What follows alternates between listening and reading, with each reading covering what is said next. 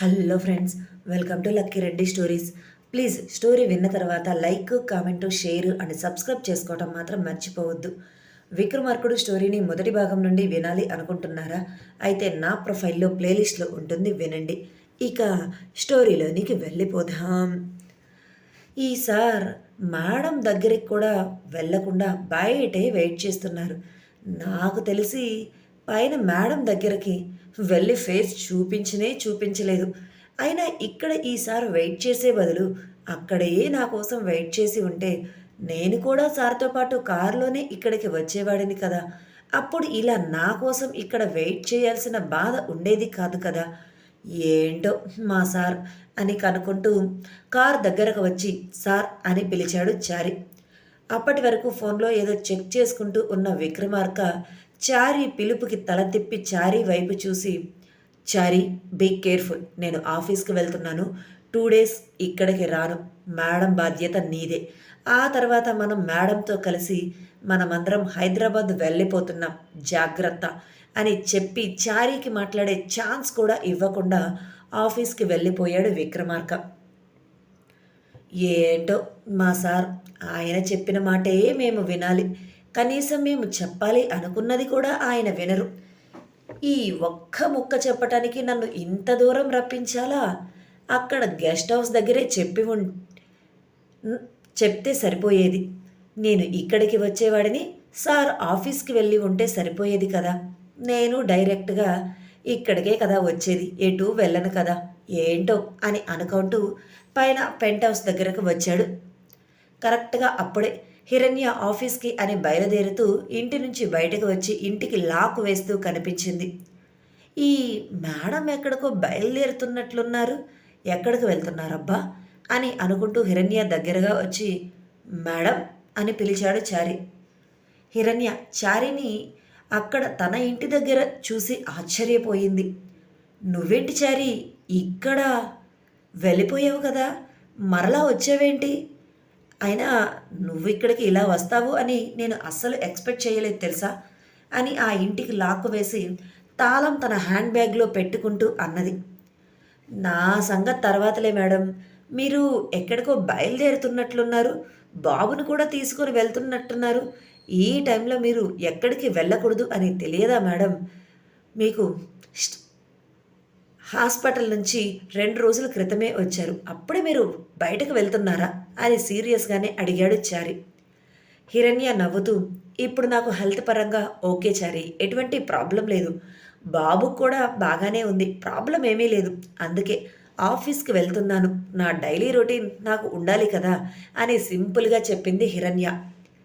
ఏంటి, మీరు ఇప్పుడు ఆఫీస్కి వెళ్తున్నారా అని చిన్నపాటి కేక వేసి, లేదు మేడం లేదు, అటువంటి ఛాన్స్ మీకు లేనే లేదు, హ్యాపీగా మీరు ఇంట్లో కూర్చొని రెస్ట్ తీసుకోండి అంతే, మీరు బయట ఎక్కడికి కూడా వెళ్ళటానికి వీల్లేదు, ఒకవేళ ఇప్పుడు మీరు నా మాట కాదు అని బయటకు వెళ్ళారే అనుకోండి, మా సార్ వచ్చి నా తాట తీస్తారు, ప్లీజ్ మేడం నా మాట వినండి, ఈ ఒక్కరోజుకి మీరు ఇంట్లోనే ఉండండి అని స్టార్టింగ్ కాస్త సీరియస్గా హిరణ్యకు చెప్పడానికి ట్రై చేసిన చారి కుదరక చివరికి రిక్వెస్ట్ చేస్తూ చెప్పాడు.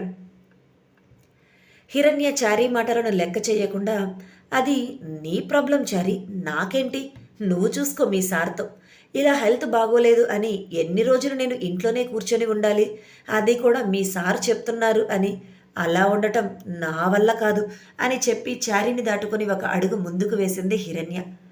అయ్యో మేడం, మీరు అలా అంటారేంటి, మీరు ఇక్కడి నుంచి అడుగు ముందుకు వేయటానికి వీల్లేదు, మీరు ఇలా వెళితే మా సార్ ఖచ్చితంగా నన్ను చంపేస్తారు మేడం, నేను చచ్చిపోవాలి అని మీకు అంత ఆశగా ఉందా, ప్లీజ్ మేడం నా మాట వినండి అని చారి అడుగుతున్నా కూడా హిరణ్య పట్టించుకోలేదు.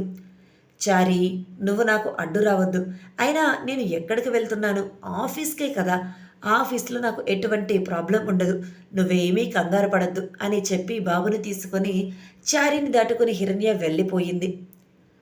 అమ్మో, ఈ మేడం ఏంటి నేను చెప్పిన మాట వినకుండా ఇలా వెళ్ళిపోతున్నారు, ఇప్పుడు మా సార్కి మేడం ఇంట్లో లేరు, ఆఫీస్కి వెళ్ళిపోయారు అని తెలిస్తే నా సిచ్యువేషన్ ఏంటి అని అనుకుంటూ హిరణ్య కిందకు వచ్చేంతసేపు కూడా వెనకే చారి వస్తూ హిరణ్యని రిక్వెస్ట్ చేస్తూనే ఉన్నాడు, వెళ్ళొద్దు మేడం, వెళ్ళొద్దు మేడం అంటూ.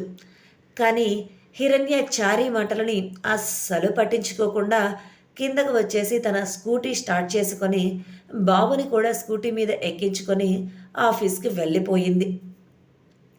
అబ్బా అని చారీ 2 చేతులతో జుట్టు పీక్కుంటూ, ఇద్దరు ఇద్దరే బాబోయ్, మేడం అంటే మేడమే, సార్ అంటే సారే, చెప్పిన మాట అస్సలు వినరే, నా పరిస్థితి పట్టించుకోరే, వీళ్ళ మాటే మేము వినాలి. ఇప్పుడు నా పరిస్థితి ఏంటి?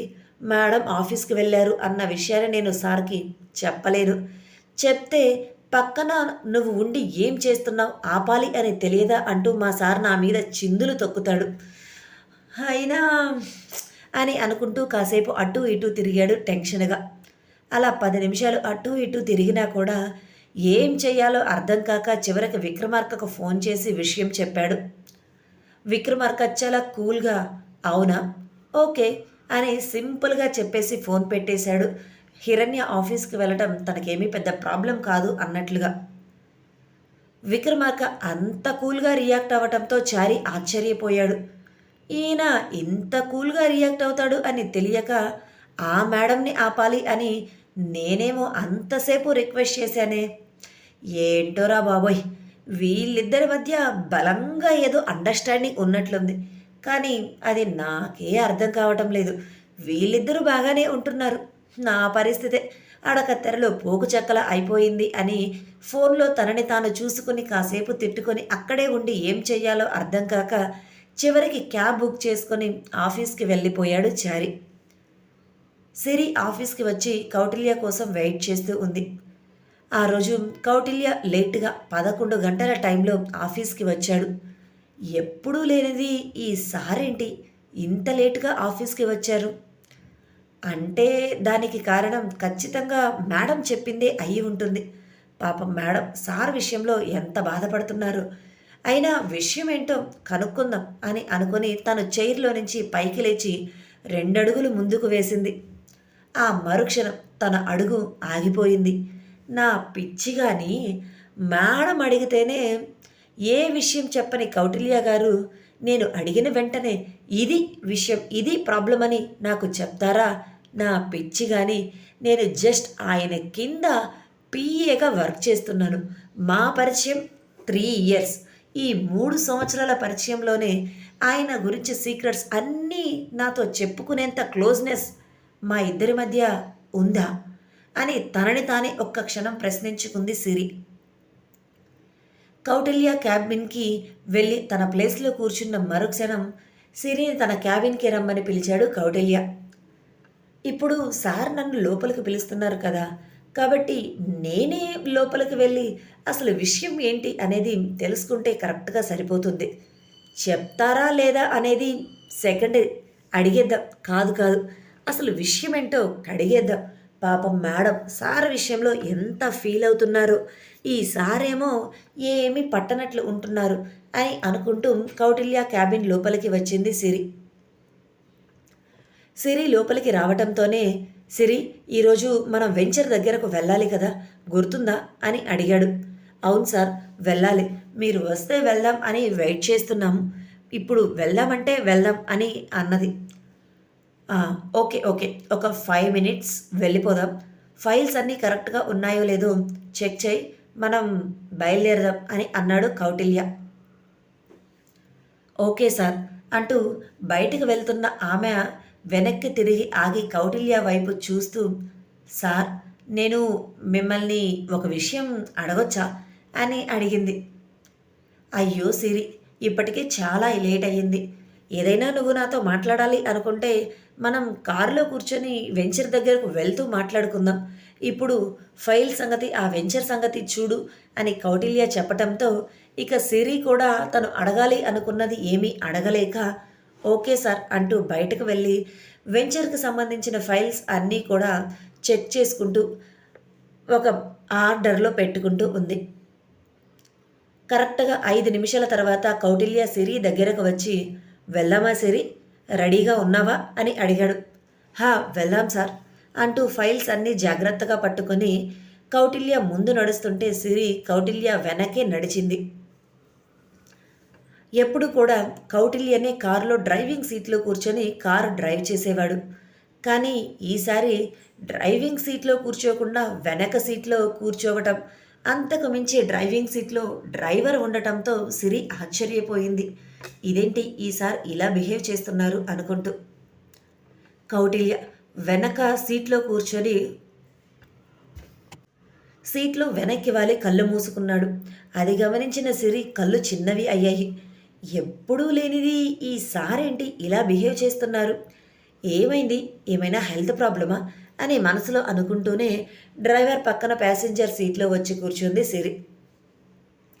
కార్ స్టార్ట్ అయ్యి 10 నిమిషాలు అయినా కూడా కౌటిల్య ఎలా అయితే కళ్ళు మూసుకొని సీట్లో వెనక్కి వాలి కూర్చున్నాడో అలానే కూర్చొని ఉండటంతో సిరికి అనుమానం కలిగి, సార్, మీరు బాగానే ఉన్నారు కదా? ఎటువంటి హెల్త్ ప్రాబ్లం లేదు కదా? లేదంటే వేరే ఏదైనా ప్రాబ్లం ఉందా అని అడిగింది. హా, సిరి, నేను బాగానే ఉన్నాను, ఎటువంటి ప్రాబ్లం లేదు అని నిదానంగా సమాధానం చెప్పాడు కౌటిల్య. అతని మాటల్లో కూడా డిఫరెన్స్ కనిపించటంతో ఏమైంది సార్కి ఇలా ఉన్నారు? ఎప్పుడు కూడా ఇలా బిహేవ్ చేయలేదే, ఆఫీస్కి కూడా ఈరోజు చాలా లేట్గా వచ్చారు అని ఆలోచిస్తూ ఉండగానే వాళ్ళు వెంచర్ దగ్గరకు వచ్చేశారు. సిరి కార్ దిగి కౌటిల్య ఉన్న వైపు వెళ్ళి కార్ డోర్ ఓపెన్ చేసి, సార్, మనం వెంచర్ దగ్గరకు వచ్చాం, వెళ్దాం రండి అని చెప్పింది. అవునా, అప్పుడే వెంచర్ దగ్గరికి వచ్చేసామా అని ఒక్క నిమిషం ఆలోచించి, సిరి, ఈ రోజుకి వర్క్ మొత్తం నువ్వే హ్యాండిల్ చేయవా? నేను రాలేను, ప్లీజ్ ఏమీ అనుకోవద్దు, వర్క్ అంతా నీ మీద పెడుతున్నాను అని కౌటిల్య చెప్పటంతో, ఎనీ ప్రాబ్లం సార్ అని అడగాలి అనుకున్న సిరి కూడా అడగకుండా ఆగిపోయి, ఓకే సార్, నో ప్రాబ్లం, మీరు రెస్ట్ తీసుకోండి, నేను వెళ్ళి వర్క్ అంతా చూసి వస్తాను అని చెప్పి వెళ్ళిపోయింది సిరి. వెళుతున్న సిరిని ఒక్క క్షణం అలా చూసి ఆ తర్వాత సీట్లో వెనక్కి వాలి మరలా కళ్ళు మూసుకున్నాడు కౌటిల్య. కౌటిల్యకి తన కళ్ళ ముందు తను తెలుసుకున్న నిజాలే కనబడుతున్నాయి. అందుకే తనకి ఏ వర్క్ మీద కూడా కాన్సన్ట్రేషన్ లేదు, అంతకు మించి ఇంట్రెస్ట్ కూడా పెట్టలేకపోతున్నాడు. నైట్ విక్రమార్క తన దగ్గరకు వచ్చి, నువ్వు ప్రేమించిన అమ్మాయికి లెటర్ రాసావా అని అడిగితే ఏదో నార్మల్గా విషయం తెలుసుకొని అడిగి ఉంటాడు అని అనుకొని అవును అంటూ నిజం చెప్పాడు. కానీ ఇప్పుడు తను నిజాలు అన్నీ తెలుసుకున్న తర్వాత తన మైండ్ బ్లాక్ అయిపోయింది. ఎలా రియాక్ట్ అవ్వాలో కూడా తనకి అర్థం కావటం లేదు. ఫర్ ది ఫస్ట్ టైం తన బెస్ట్ ఫ్రెండ్ అయిన విక్రమార్క చేసిన పనికి తనకి పిచ్చ కోపం పెరిగిపోతుంది. ఇప్పుడు తన కళ్ళ ముందు విక్రమార్క ఉండి ఉంటే ఖచ్చితంగా అతడి పీక పట్టుకొని మరీ చంపేసేవాడేమో, అంత కోపం మనసులో రగిలిపోతూ ఉన్నాడు. కానీ ఇప్పుడు ఆ కోపాన్ని రుచి చూడటానికి తన కళ్ళ ముందు విక్రమార్క లేడు, బెంగళూరు వెళ్ళిపోయాడు అని తెలుసు. ఇప్పటికిప్పుడు తను బెంగళూరు వెళ్ళాలి అనుకుంటే వెళ్ళగలడు, కానీ వెళ్ళలేదు. ఒక గంట సిరి వెంచర్ అంతా తిరిగి వర్క్ అంతా పర్ఫెక్ట్గా జరుగుతుందా లేదా అని చెక్ చేసి కౌటిల్య దగ్గరకు వచ్చి, సార్, వర్క్ గురించి మీరేమీ ఆలోచించాల్సిన అవసరం లేదు, అంతా పర్ఫెక్ట్గా జరుగుతుంది, ఎటువంటి ప్రాబ్లం లేదు అని అన్నది. అవునా, ప్రాబ్లం ఏమీ లేదా? అయితే ఓకే సిరి, కారు ఎక్కు, మనం ఆఫీస్కి వెళ్ళిపోదాం అని అన్నాడు. ఓకే సార్ అంటూ సిరి కారు ఎక్కి కూర్చున్న మరుక్షణం ఆ డ్రైవర్ కార్ని ఆఫీస్కి తీసుకొని వచ్చాడు. మధ్యలో సిరి కౌటిల్యని కదిలించినా మాట్లాడించాలి అని ట్రై చేసింది. కానీ కౌటిల్య మాత్రం ఎటువంటి రెస్పాన్స్ ఇవ్వలేదు. సిరి ఇక కౌటిల్య మాట్లాడకపోవటంతో తను కూడా సైలెంట్గా కూర్చుంది. ఎలా ఎలా ఇప్పుడు కౌటిల్య గారితో నేను ఆ విక్రమార్క గురించి మాట్లాడాలి? వీళ్ళిద్దరి మధ్య ఉన్న శత్రుత్వం ఏంటి అనేది నేను ఎలా తెలుసుకోవాలి? నిజంగానే వీళ్ళిద్దరికీ బిజినెస్ పరంగానే శత్రుత్వం ఉందా, లేదంటే పర్సనల్గా కూడా వేరే ఏదైనా శత్రుత్వం ఉందా అని తన మనసులో తానే అనుకుంటూ ఉంది. నిజానికి వాళ్ళిద్దరూ best friends, biggest thickest friends. ప్రపంచంలో వాళ్ళలా ఉన్న బెస్ట్ ఫ్రెండ్స్ ఎవ్వరూ ఉండరు అన్న విషయం పాపం సిరికి తెలియదు. బయటకు కనిపించేది మాత్రమే నిజం అనుకుంటూ ఉంది. అందుకే వాళ్ళిద్దరూ ఎనిమిస్ అని ఫిక్స్ అయిపోయింది. అలా అందరూ అనుకోవాలి అనే కదా విక్రమార్క, కౌటిల్య ఇద్దరూ కూడా బయట ఎనిమీస్‌గా బిహేవ్ చేస్తూ ఉంటారు. వాళ్ళ బిహేవియర్‌కి ఎప్పుడూ కూడా ఎనిమీస్ బిహేవియర్‌లానే కనిపిస్తూ ఉంటుంది చుట్టూ చూసిన వాళ్ళకి. బెస్ట్ ఫ్రెండ్స్ అని అనుకోవటానికి ఆలోచన కూడా ఎవరి మైండ్‌లో రాదు. ఆఫీస్‌కి వచ్చిన మరుక్షణం కౌటిల్య సిరిని పట్టించుకోకుండా డైరెక్ట్‌గా తన ఫ్లోర్‌లో ఉన్న క్యాబిన్‌కి వెళ్ళిపోయాడు. తనని పట్టించుకోకుండా వెళ్తున్న కౌటిల్యని చూసి, ఈ సార్ బిహేవియర్ ఈరోజు చాలా డిఫరెంట్‌గా ఉందే. ఎప్పుడు కూడా ఇలా నన్ను పట్టించుకోకుండా వెళ్ళిపోలేదే. సిరి అంటూ నాతో మాట్లాడుతూ, నవ్వుతూ లోపలికి ఇద్దరం కలిసి వెళ్ళేవాళ్ళం. కానీ ఇప్పుడు అసలు నన్ను పట్టించుకోవటమే లేదే. ఏం జరిగింది? నేనేదైనా తప్పు చేశానా? అందుకే నన్ను పట్టించుకోకుండా ఇలా వెళ్తున్నారా? అన్న అనుమానం కూడా తన మనసులో కలిగి కౌటిల్య వెనకే లోపలికి వచ్చి సార్ అని